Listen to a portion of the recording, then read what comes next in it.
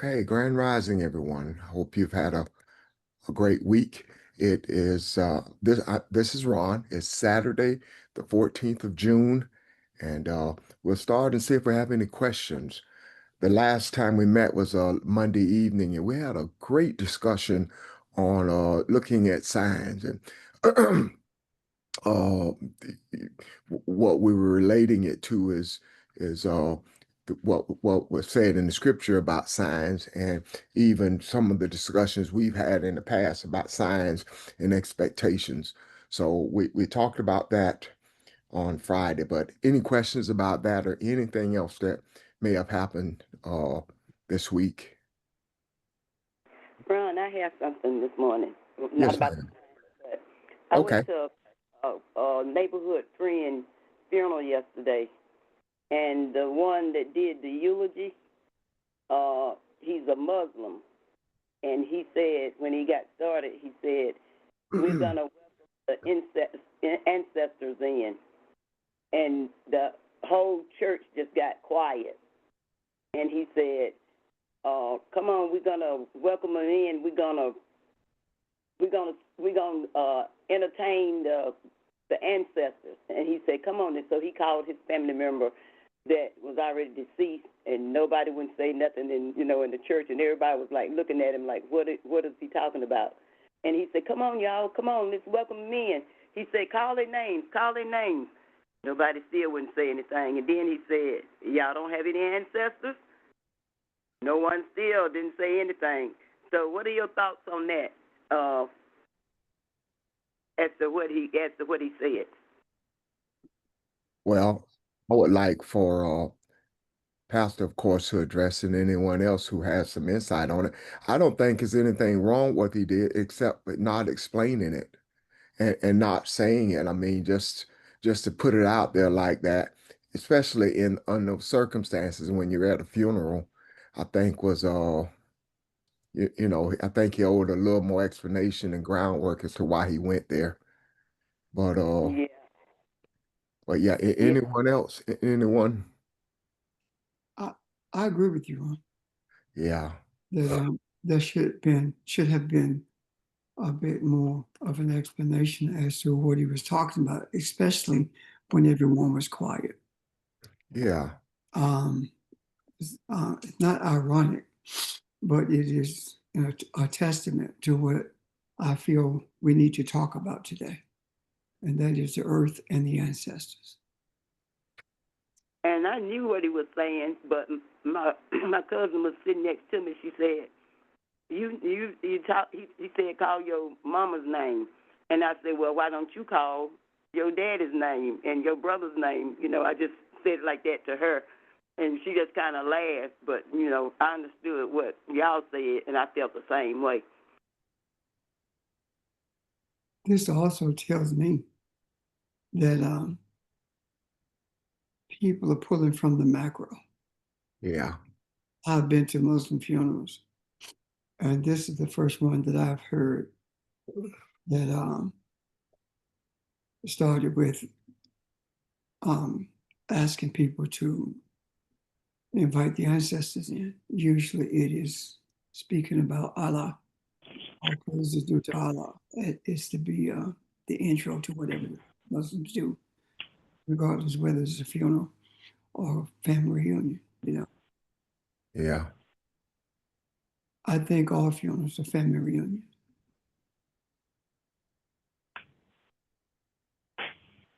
I agree. So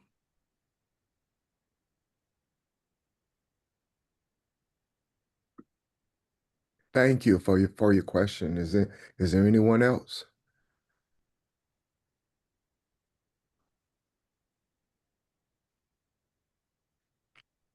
Yeah, I think so. Hey, good morning, everybody. Grand Rising. Grand Rising. The it's always difficult to introduce without context things like that in any sort of religious setting. A thing that will that falls outside of that falls outside of what they would find comfortable.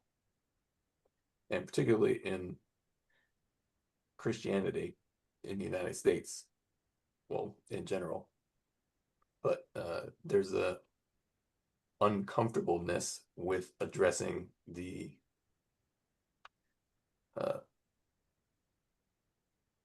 anything that is more spiritual or metaphysical. So everybody who's in Christianity, just by living their lives, knows of people who have spiritual gifts, quote unquote, or they themselves have experienced something like that. But when you bring it up in those kinds of settings, it crosses the line of what is acceptable, because those settings, religious settings being what they are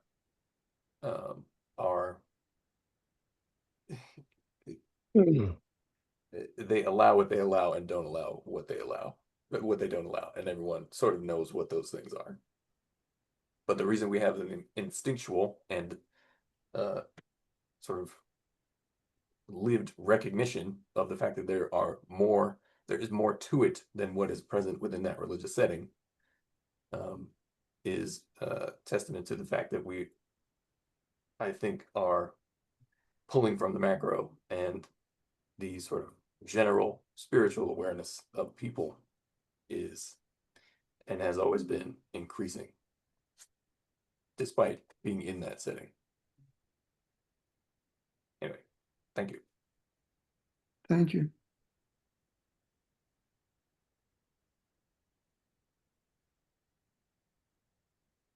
Thank you, Nick. Anyone else? Ron, this is Evelyn. Grand Rising family, Grand and honor Rising. to the ancestors. Pastor said something that we always say when we go to a funeral, that this is now the family reunion. So I think about how we used to say good morning, and it's because at funerals, people or we didn't realize that. I mean, it's okay to mourn. You're going to mourn that, that family member has transitioned. But the thought, when you start learning that that person's assignment is up and we're not here to stay, you look at funerals or the homegoing in a different way now. At least I do, because I've had family members pass. And at my brother's memorial service, it wasn't sad at all. I mean, we knew that he wasn't there physically, but we felt his presence at his service. So, like Pastor said previously, people are getting what we're talking about. To me, that's the power. That's power. And I've said this before, it ain't about laying hands on anybody, raising the dead. It's just, you get to see the spiritual side of everything. So I'm glad Pastor touched on that this morning. That's all I wanted to say. Thank you. Thank you. Thank you, Evelyn. Good start. Anyone else? Would like to add to that, just in my own things that I've learned recently and over the course of my own experience. What we call the mourning period, it's natural, of course, but there comes a point at which your own energy that you put out, I believe, makes it more difficult for someone to make that transition if that energy is not positive. So what I mean to say is that the mourning period, or the period where you feel, very sad, and that there's a broken emotional and physical attachment, is natural, but that should pass naturally. And in that passing of that feeling, I believe it actually makes it easier for that person to leave. With that spirit, I should say, who we knew. And I think the more your experience in your own practice and spiritual growth and sense of self, the more your experience begins to sort of incorporate or interface with those things that are not physical, the less you will have such a visceral emotional reaction to someone dying. And it just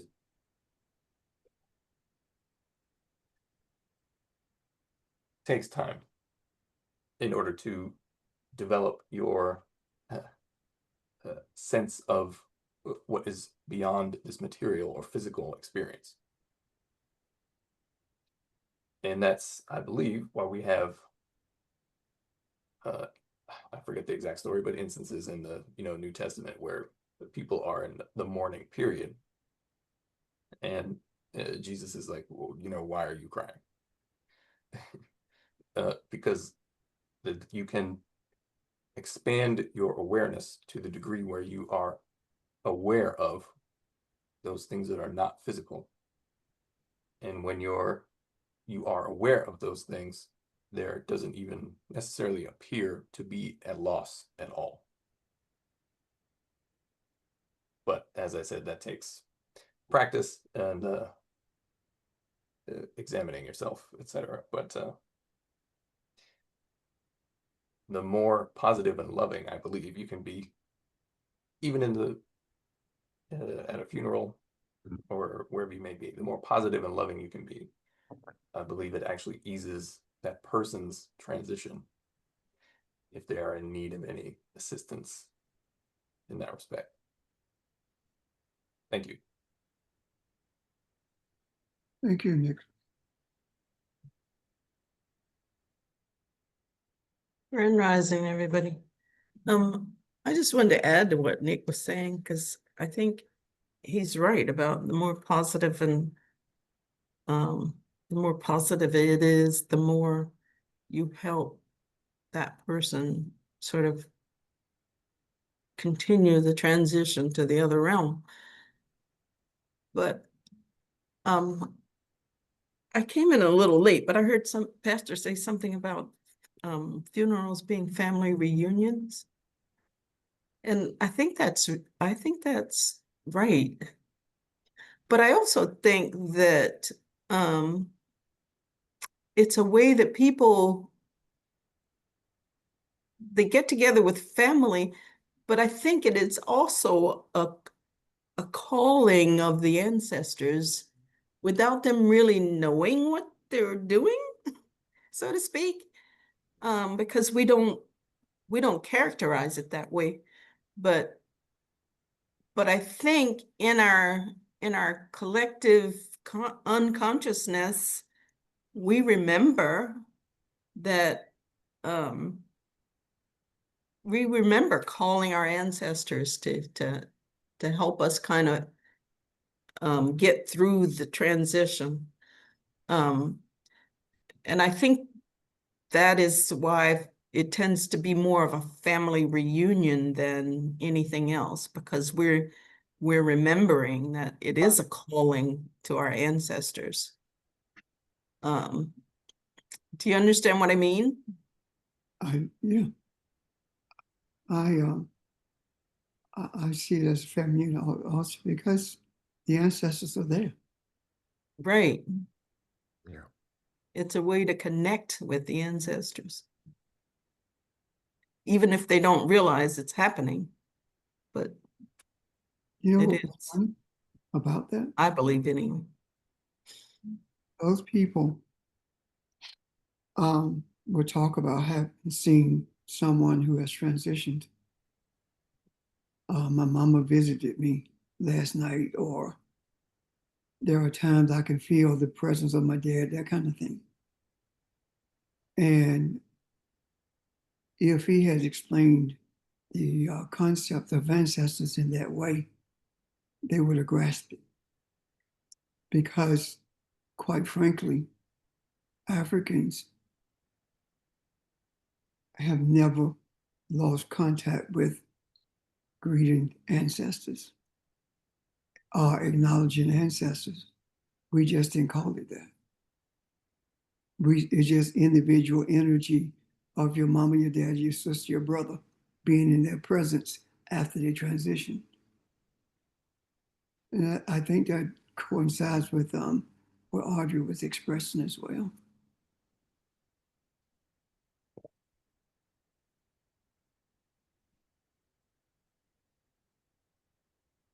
Grand Rising, everyone. Right. To sort of speak along the same vein, as it relates to what everyone is sharing, I was speaking with an elder yesterday who's 95, turning 96, and he was sharing some of his life experiences as a pastor, and the various churches that he had spent time as the lead pastor. And he expressed how important it was in general for you to know your audience and to really not try to speak in a way where it creates division, but more so build bridges. And he highlighted how important for him it was to be able to communicate um, to all of the folks in the church in a way that everybody understood. And so he said, when you're unable to do that, it can lead to people missing the message.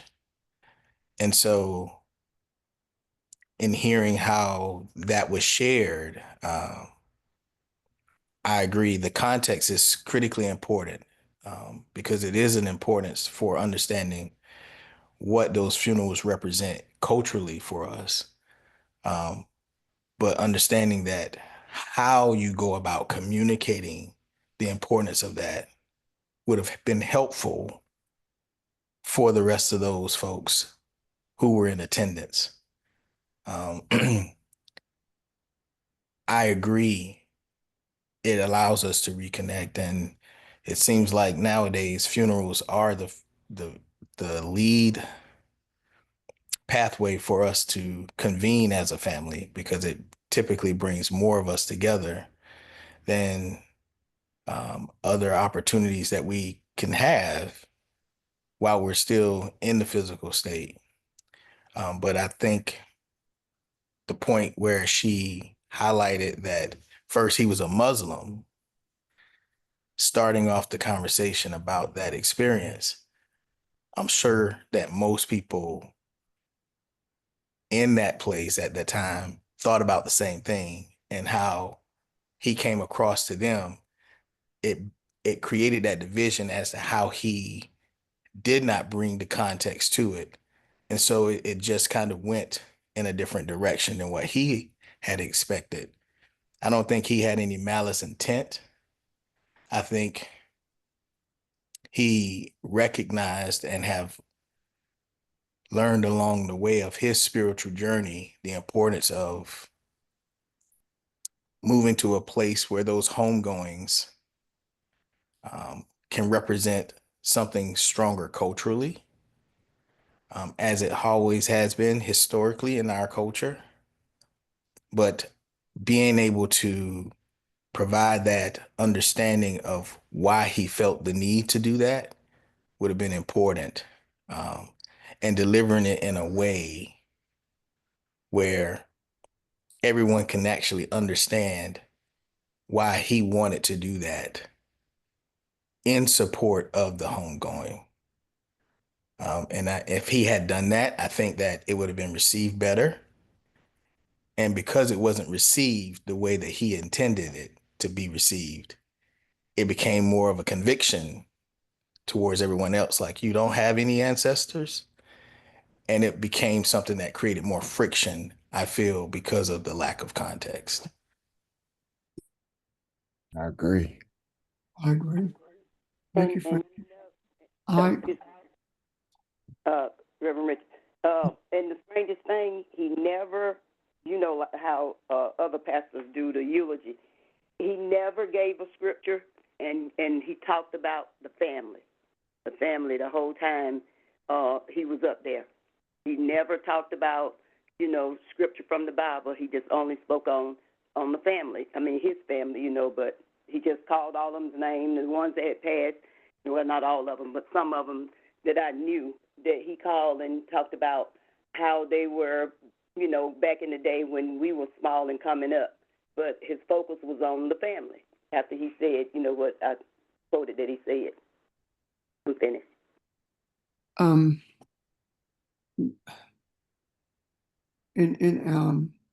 First of all, there's two things here.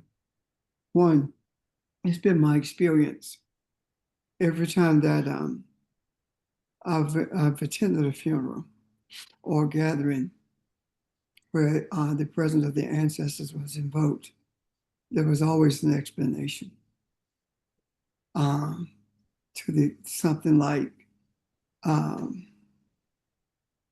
when we gather, we know that we're in the presence of those who've gone before us. And during this period, we would like to honor them. And then you begin calling their name, that kind of thing. The other thing is that it is unfortunate that we believe that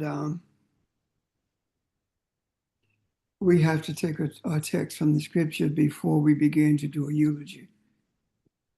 Because a eulogy is when you say something good about the person who has transitioned, as opposed to being a sermon from the scriptures.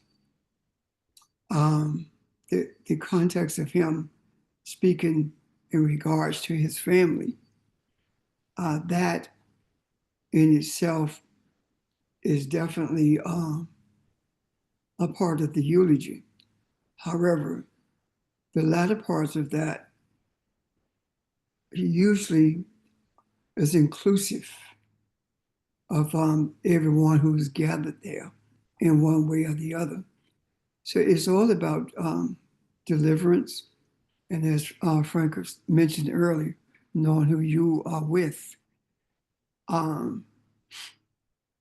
Some of you have heard me say that I don't determine how I'm going to deliver a message based upon the audience that I'm with. It just comes out that way. However it comes out, that's how it comes out. But I am very, very conscious of what is being said. The introduction of something that people are generally not comfortable with deserves or should always be explained before you are presented to them. That the explanation should always be a precursor to what you're about to do. Yeah.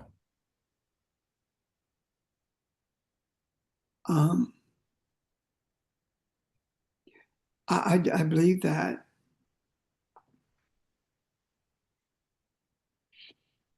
the earth, the ancestors, our discussions about this is all tied up into one ball. It's inextricably tied together.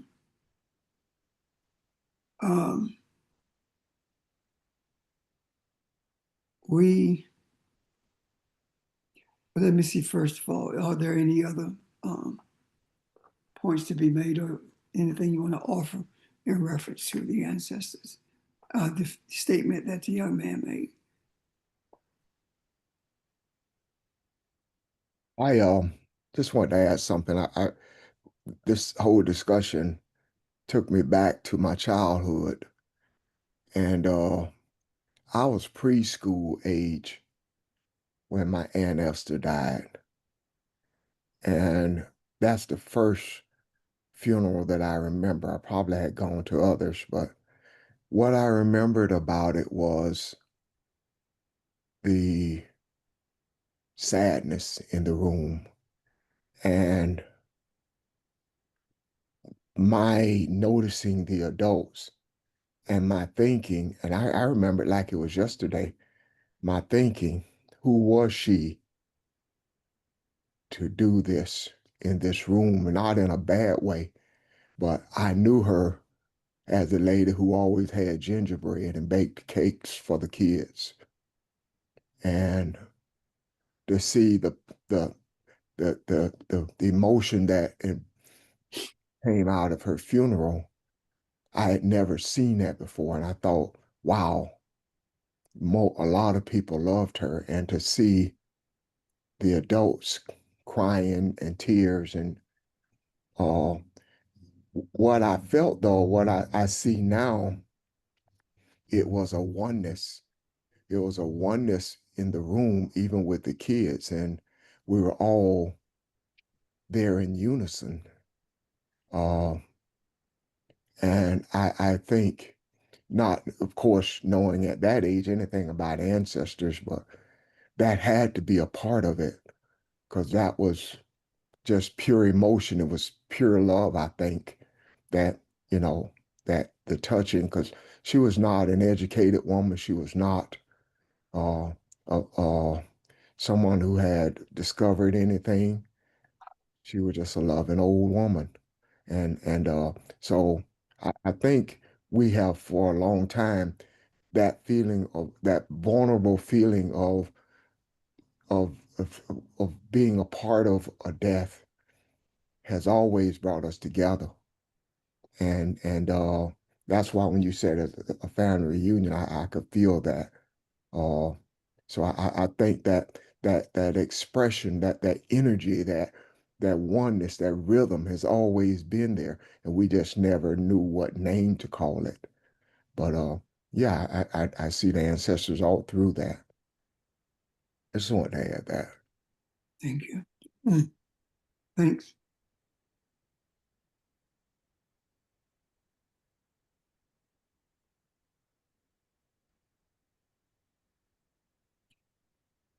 I um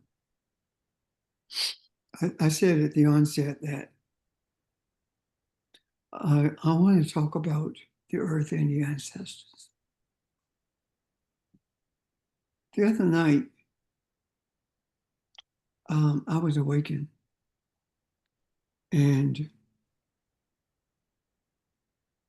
I was guided to write. And when I sat down at the desk to write, the things that came to me was a synopsis of my life. And when I finished writing and read it, it was like a roadmap that brought me to where I am on this journey that started very early in my life. So I go back to bed after I finish it, and then I'm pressured, not pressured, influenced to get back up and write. And what happened is I I began to write about the earth and the ancestors because I believe that it is imperative that we get comfortable with the ancestors. However, I also believe that we must look at the earth for what it is and how it relates to us and we to it. We have been taught that the earth is an inanimate object that is incapable of having life, or being alive, rather.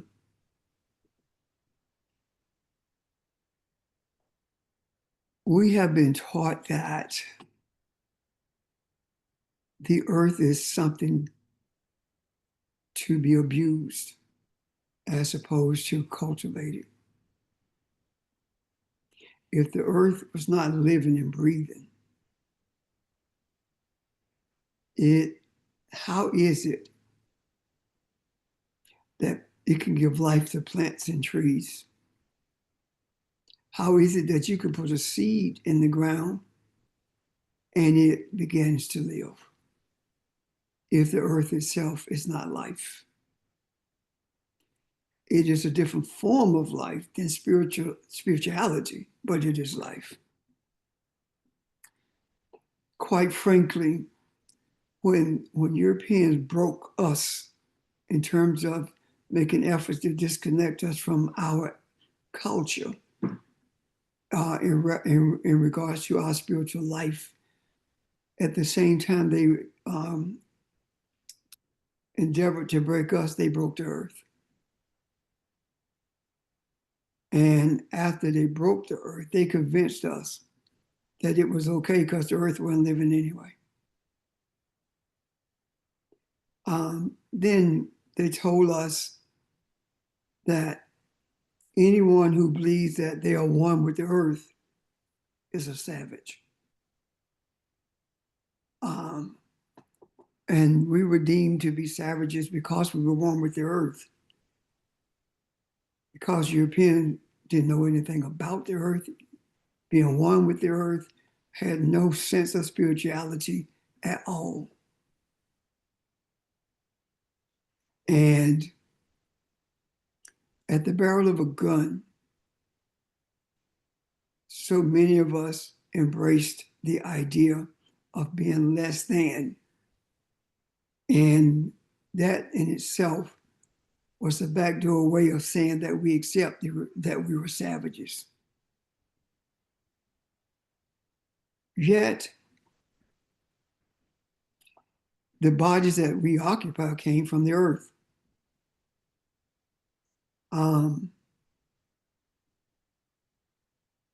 I believe wholeheartedly that COVID was the most powerful and positive things that ever happened in our period of life. COVID not only brought us closer together in terms of our sessions being unified as opposed to being separated on Saturday, Sunday, and Mondays. COVID also slowed everything down. And that was the first time that I can remember that large numbers of people of European descent began to pay attention to what was going on. And that could be seen during the Black Lives Matter demonstrations around the world in reference to what happened to George Floyd.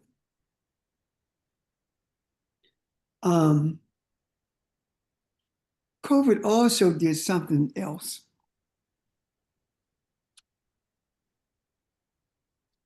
COVID gave the earth space to breathe, to catch its breath, to cleanse its lungs, to remove the carbon from its lungs.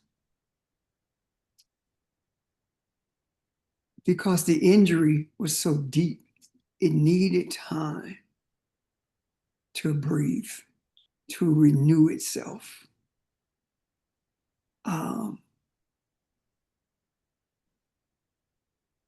The earth is not dead, neither is the earth dying.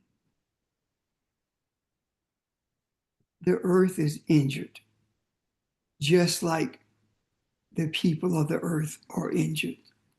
Humanity is not dying, neither is it dead, it is injured. It is in pain. And the earth is in pain because the inhabitants of the earth who embrace loving kindness is also in pain. So the earth, as well as those who've gone before us, let me put a pin in that first. Keep in mind as we talk that the scripture tells us that we are to dominate the earth, not God, not the creator. We are to dominate the earth. So with that in mind, when we embrace who we are, and we begin to see that the savage is the one who is not one with the earth, as opposed to being what we were taught. We also recognize when we embrace who we are, that we are the physicians who have been chosen to bring healing to the earth. And you may ask yourself, how do you heal the earth? You heal the earth by healing yourself. We are the physicians, and the medicine that we have been given to heal the earth is peace and harmony, love and kindness, balance.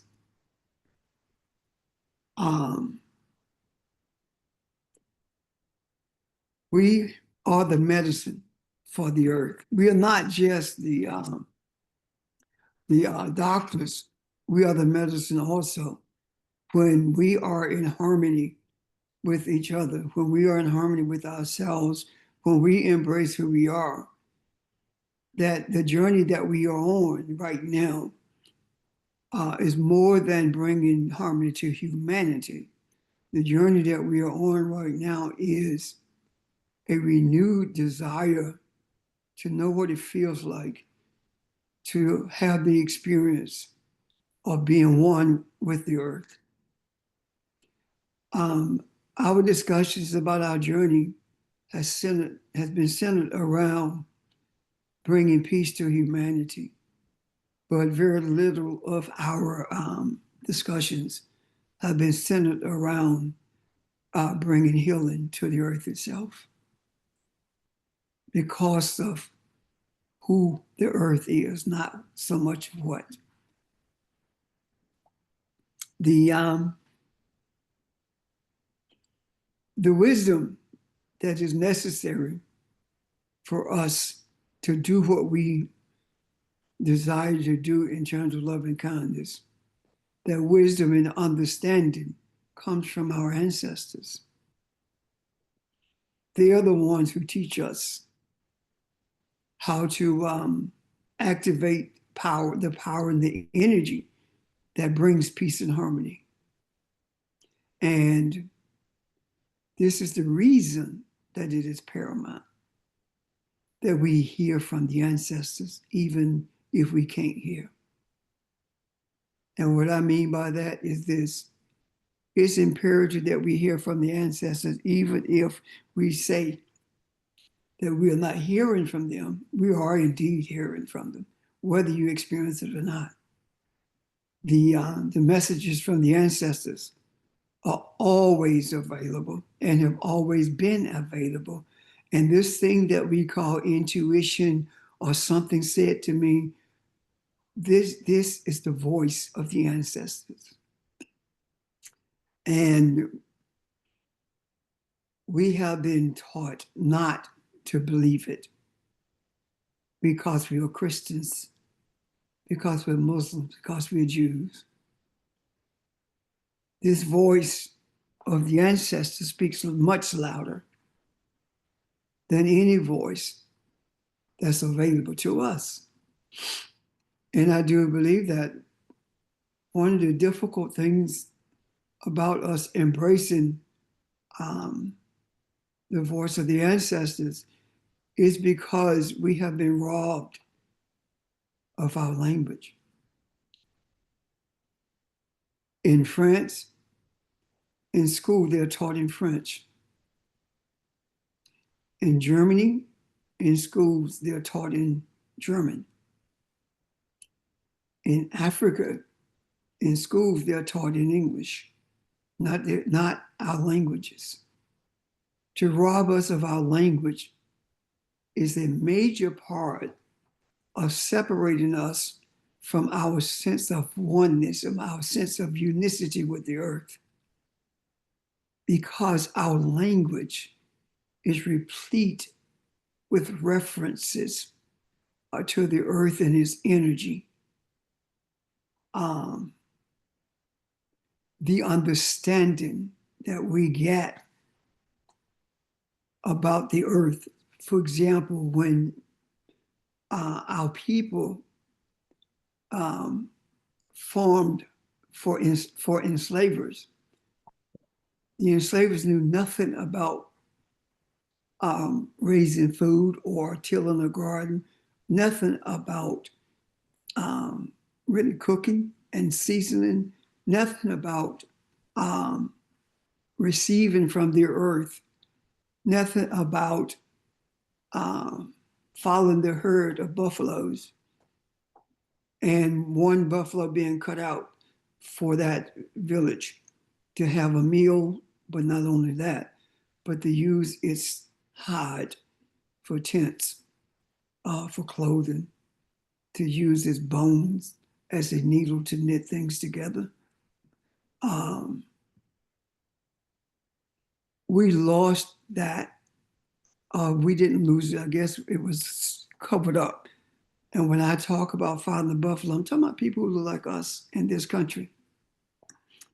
I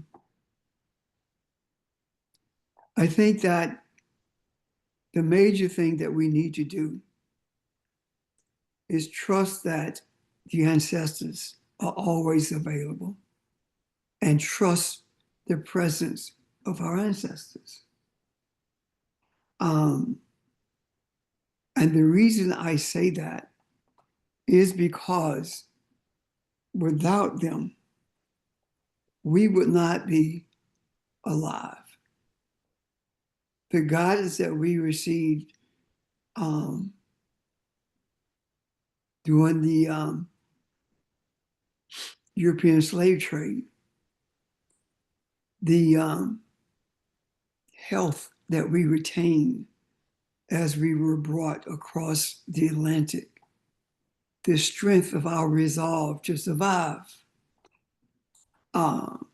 did not come from a place that was haphazardly brought into existence.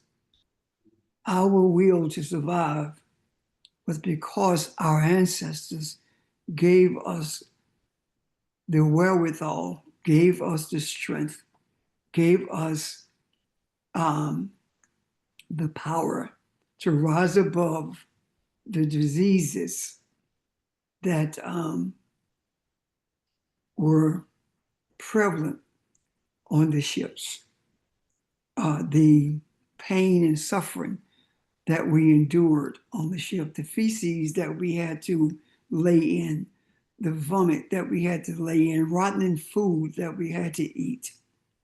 All of these things we survived. And make no bones about it, we who survived, our ancestors are telling us that you are strong. You made it through the Middle Passage when others died. You were brought here for a purpose. Your strength and your power has been overlaid by your desire to survive and your acquiescence to the evil of the men who brought you here against your will. When you really think about how brutal we were treated, when we really think about the barbaric nature of those who brought us here, those who would, as I said, I think last week, would skin our bodies, take the skin from our bodies and make handbags out of it, and make shoes out of it, because the leather was, our bodies were thicker, the skin was thicker. To survive those things, we had to have assistance, and that assistance came from our ancestors. When you feel like you wanted to give up, there's something that spoke to us and said, keep moving. You're alive. You're not dead. You can't die. You're Elohim. You're God. You cannot die. You were told to dominate the earth when you were brought into the earth. So do what you were told to do. And here we are, a group, a generation, a mixed generation of believers, of embracers of the truth. Here we are, a handful of people, yet a whole myriad of people who have gone before us in support of what we have been chosen to do. Healing the earth, healing humanity, standing in the gap, being the bridge between life and death. Only with the assistance, only with the guidance, the wisdom of our ancestors could this have been possible. And the major reason that that every attempt was made to separate us from our beliefs is because those who brought us here against our will, the enslavers, the Europeans, knew how powerful we are. They knew that the drums that we played were not just mere music. They knew it was a message being sent to others who were like us. They knew that our cry to the ancestors brought results. They knew that the doctors in the villages in the midst of the huts that we lived in were healers, as opposed to being a negative version of a witch doctor. That was done to us to weaken us. And now that we are embracing it, it is our source of strength, and it has given us the power to bring order to this earth. We are currently doing what we were told to do, dominating the earth.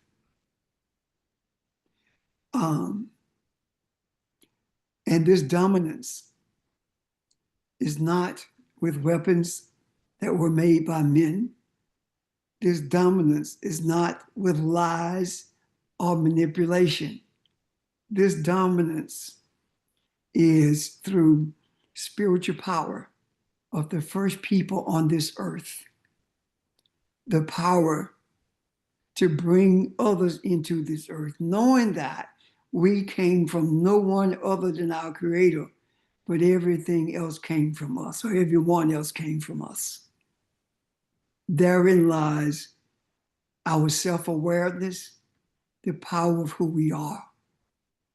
And now that we are where we are, it is imperative that we continue not only to be the manifestation of that power, but to understand that we're also the manifestation of those who have gone before us, those who have exited this body, or these bodies, before we were born into this earth.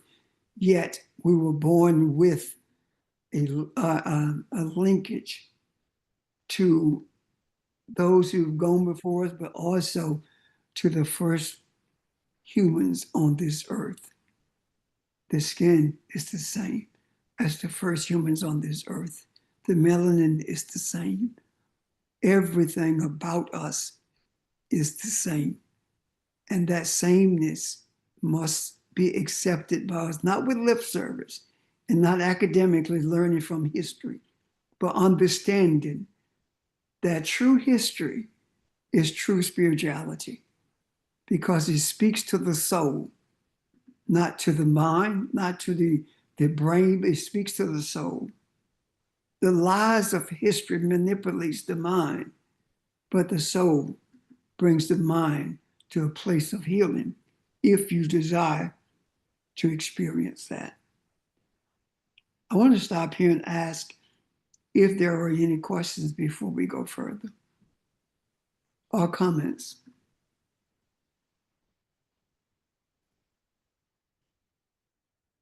Pastor, this is Evelyn. I think with me, when it came to listening to the ancestors, I first needed to acknowledge that they were there. And when and I think the reason why I thought I didn't hear them is because I was looking for a particular way of them speaking to me. And I realize a lot of times you tell us, don't shape anything, just be and know who you are. So that's why with me, I didn't think that I heard from them. But in my reality now, I see and I hear things, not with my ear, but with the outer ear, but the inner ear, as George Clark says. And then I thought about Kathy when she had mentioned about the ancestors speaking to her in a certain way. If I'm not out of order, and if Kathy's on the phone, can we revisit what she said, how she got her messages and how the ancestors spoke to her? If I'm not out of order? She's not on. Okay. But anyway, we look for it in different forms. For you, I'm going there in a moment anyway. Okay, cool. All right, well, thank you. Yeah, you're welcome. Thank you. Anyone else?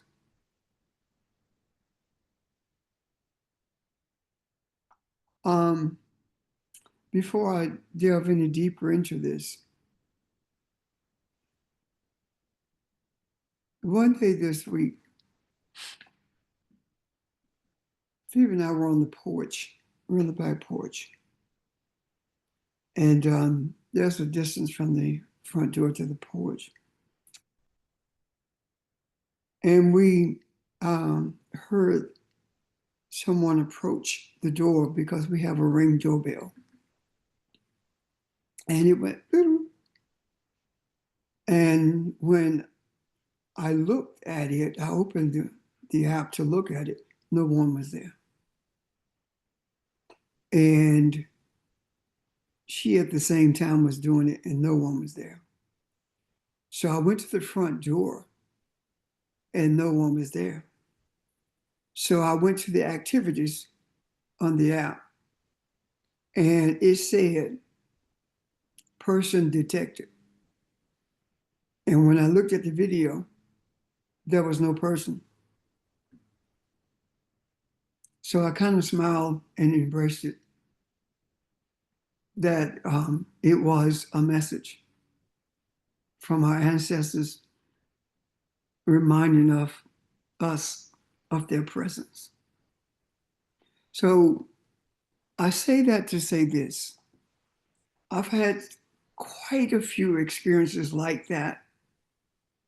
And they're becoming more and more prevalent.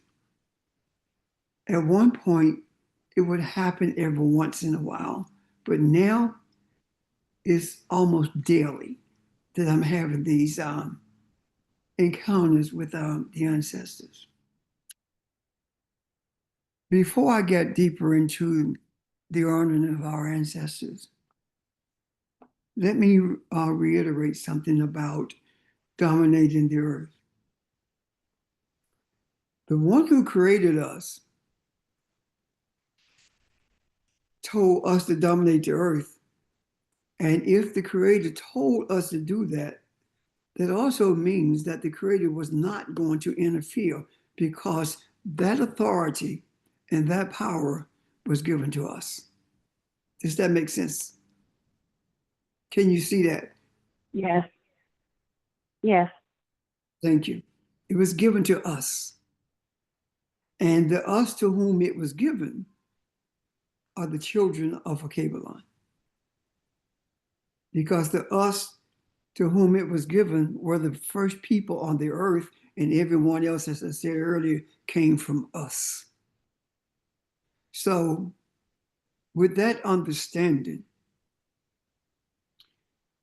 it is imperative for us to do just that, dominate. However, the spirit, the breath of those who occupied bodies like ours are the forces that shows us how to dominate the earth in a manner that is beneficial not only to the earth, but is also beneficial to humanity. The earth cannot survive without us, and we cannot survive without the earth. Does that make sense to you? And I'm not talking about just the products that we have to eat that maintains our bodies. I'm talking about the energy forces. If you take a ohms meter and you stand on the concrete driveway and you hold that ohms meter, nothing registers. But if you're barefooted and stand in that grass, the ohms meter will register the energy that's passing through your body. That's what I'm talking about. When we put shoes on and keep shoes on, they insulate us from our source of energy. When we are standing in that grass barefooted, or we are in the presence of trees, the energy forces surrounds us, we absorb it, and we respond to it. And there are those who are listening at my voice who are extremely skeptical of that, because you and I have been taught that this is demonic and this cannot possibly be, because it is impossible for us to communicate with grass, with trees, with animals. I say to you today, as long as you think that way, you will not give any attention to those who have the authority, the wisdom, and the knowledge to bring understanding to humanity, so we can move beyond this damnable environment that we currently live in. Any questions about that? Any comments about that?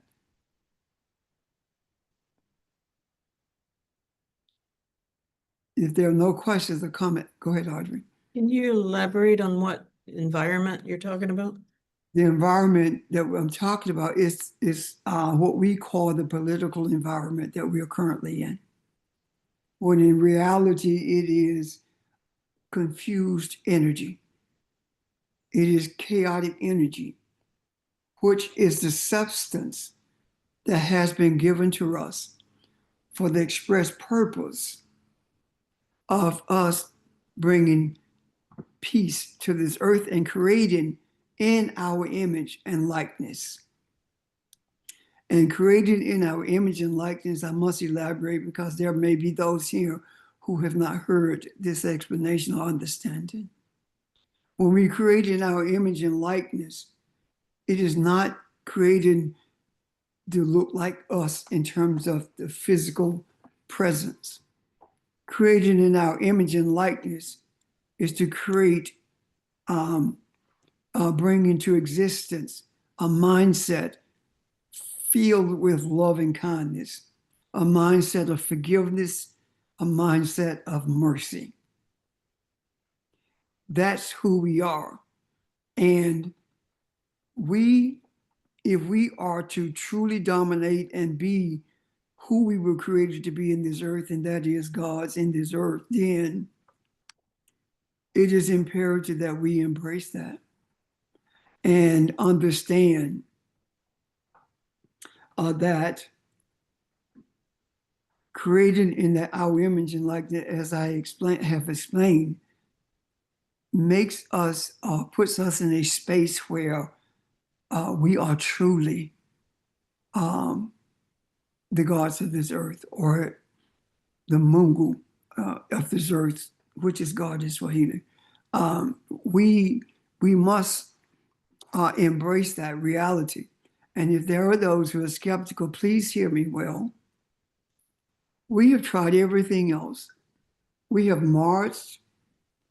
We have tried to assimilate into a society that was not designed for us to assimilate into. We have we have matriculated through their schools, as their institutions of education, and nothing has changed. We are still in the same dilemma that we've always been in, and this is not predicated on how much money you have or how many physical objects you have attained. It's not based on that. It's based on us continuously being dehumanized. And for the first time in history, there are those who we have chosen not to rescue. We have chosen not to rescue the Hispanics, the Asians, the Caucasians. We have chosen not to do that. We have, if it were not for us, Asians would not be in this country in the numbers that they are, because it was the civil rights movement that ended the what did they call that? The number of people that from nations of color that they allowed in this country.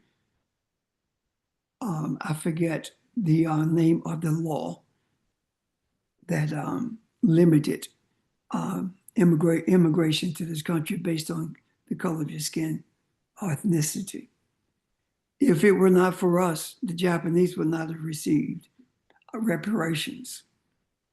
If it were not for us, this whole concept of ended discrimination or open up job opportunities, or even for people who are gay. So now, no one stood up for us, and no one should have stood up for us. We suffered for all of them, and we brought deliverance to all of them. And the reason we were able to do that is because we are God's. We are the first people in this earth. They are our children. We brought all of this into play for them. And they never, ever expressed any gratefulness for that. So now it is time for us to sit and let things get to the place where where people are put in a state of suffering with great pain before we put ourselves back into this battle. Why is this so? It had to have been ordained by our Creator. It had to be ordained by the ancestors, because no one sent out a memo or text message saying that we going to sit this one out. We just did it. So where did that energy, where did that message come from?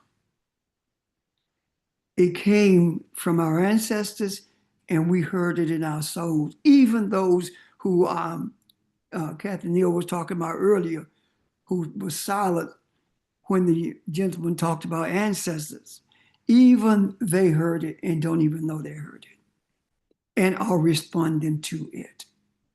You say, but there are some, there's always a handful out there. That's not what I'm talking about. But keep in mind also, just because they look like us does not mean that they are not Hispanic. So when you see people looking like us in the midst of those protests, keep in mind that they are probably Hispanics who felt the same way about the elected president as did the rest of them. The Asians, the white women, the Hispanics, the white men. Now, are there any questions? Because I want to do something here that I think will not disregard that. Something that I know will give you the opportunity to have an experience with the ancestors if you choose to. Any questions or comments?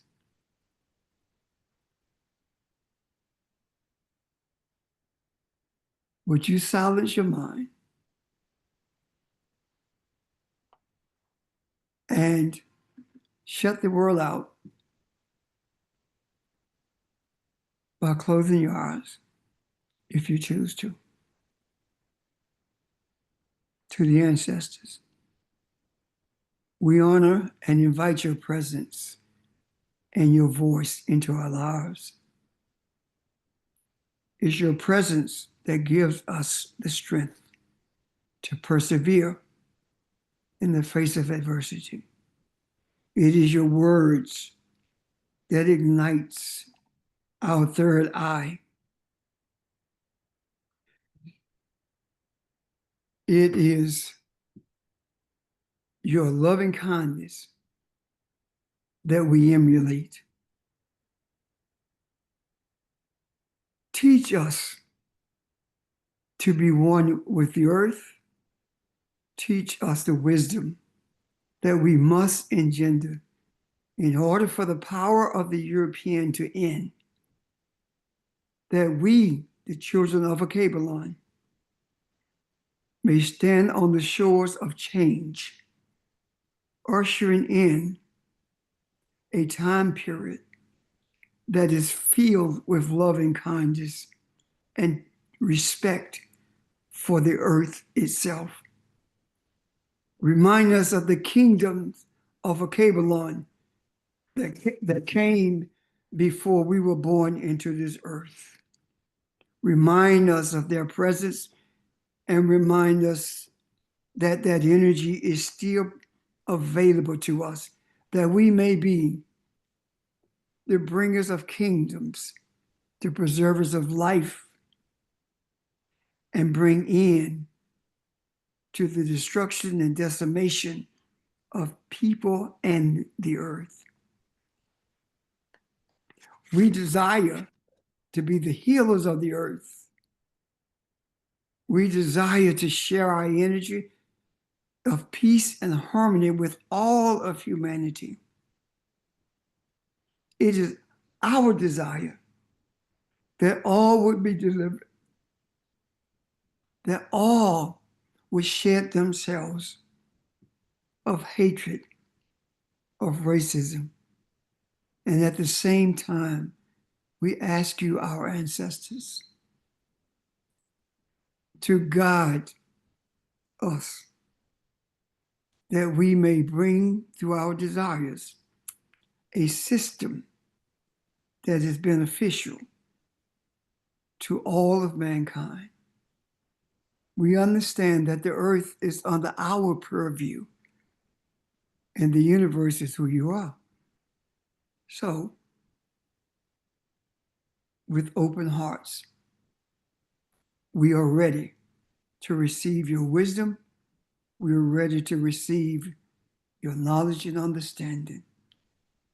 Ashe. Ashe. Ashe. Shay.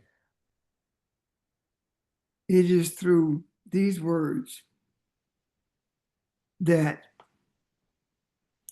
I have been guided by the ancestors to give you an opportunity to hear.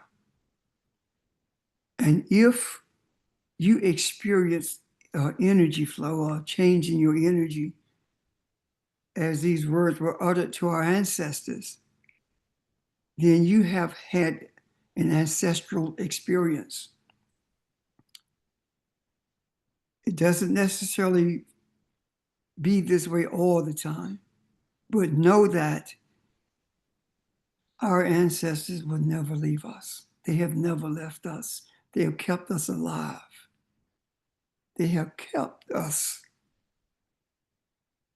in this space, regardless of the suffering that we've had to endure, regardless of the games that has been played with our minds, our ancestors have kept us, and they continue to keep us. And the young man sought to do something without explaining it, and that was calling on our ancestors by name, and after each name, Ashe, let it be. So when I say Rosa Richard, Ashe, that's how the ancestors are reminded. And as long as you speak the name of an ancestor, of your any ancestor, you keep them alive in the earth, because their character of desire for us to mount the wings of eagles and rise above the filth that we have been forced to live in. So I thank you today for the opportunity to speak to your soul and not just your mind, that your soul may purify your mind, and we will understand that we don't have to become one. We are one. The unicity of our being is what keeps this earth alive. It is not dead. It is not dying. It is in pain. We are not dead. We are not dying. We are in pain. And it's loving kindness that heals the pain. Questions or comments? Experiences?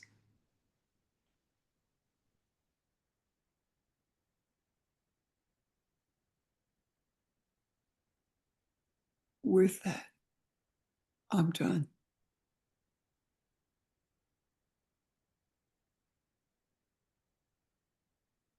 Be strong. Be faithful to who you are. Let nothing deter you from the journey that you're on. Let nothing that happens in this natural world frighten you. For the things that happens in this natural world are opportunities for us to transpose confused energy into an energy source that empowers humanity for the benefit of all of humanity. And if the children of a Kabbalah doesn't do it, it won't be done. We are the children of the sun. As long as we live in darkness, there was nothing we could do seemingly. And we tried those things that we were told to try by the people who put these systems in place to separate us from each other. When the sun rose over the horizon and enlightenment came with it, not only were we able to see, but we are now able to be. And in being, we bring everything else into being, because we have taken seriously the opportunity that was granted to dominate the earth and hold nothing against anyone, but be loving kindness to everyone.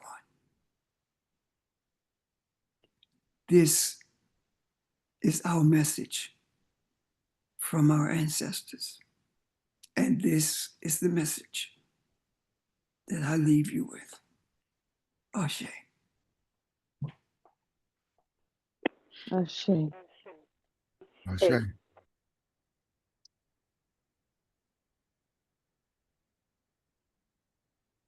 Ashe.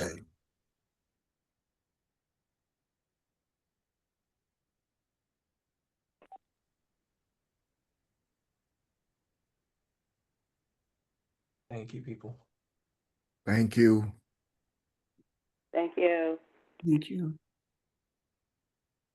Tomorrow, 11 o'clock. 11 o'clock. Be well. Until tomorrow. Till tomorrow. Peace and blessings.